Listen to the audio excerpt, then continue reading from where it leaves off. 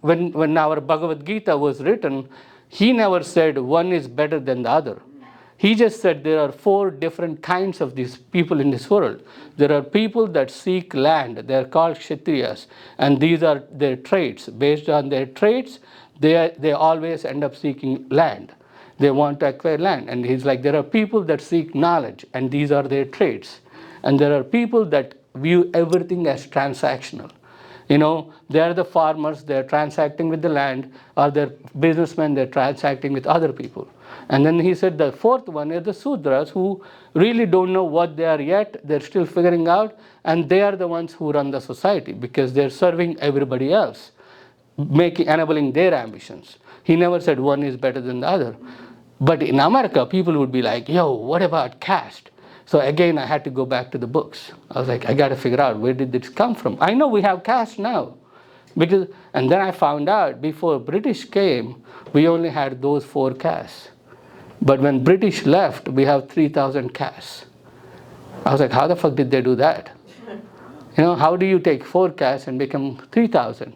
And then I read about it again. And I found out, like, when America got its freedom in 1795, right then British needed someone to replace the loss of productivity that they're losing from American slaves, because they don't have power in America anymore, which means they're not getting all the cotton.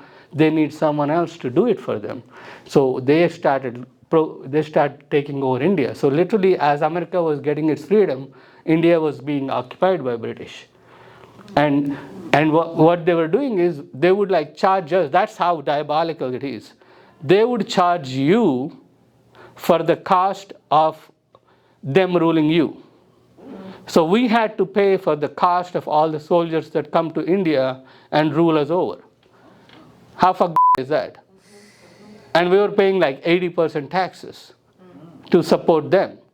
So people would give up whatever they're doing. When I can't pay 80%, what do? I give up what I'm doing. I go into the city and become a worker, work for someone. And that is not good for British. That's fucked up. Because if I leave what I'm doing, how are they going to get the cotton?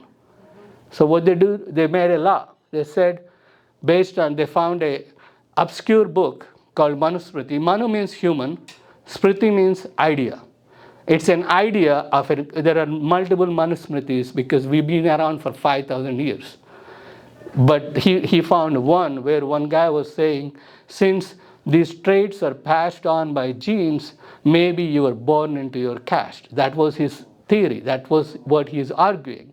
And this guy named Warren Hastings. He's the first British general, and he made a law for all the Hindus in India that if you're born into this occupation, you cannot switch. And 200 years of that, everybody thinks that you are born into that. And without no schools, because all the schools have education up till 3rd grade. Because that's when you're ready, you're poor enough, but you can sign your signature in English. So if they banned slavery, but they need to find slavery somewhere else. So they got this thing called bonded labor. They'll give you money as a loan, and they'll say, you have to work for me for 30 more years to pay it off. And they make you sign it in English. And they take it to the British Parliament, tell their people, yo, look at them, they signed it.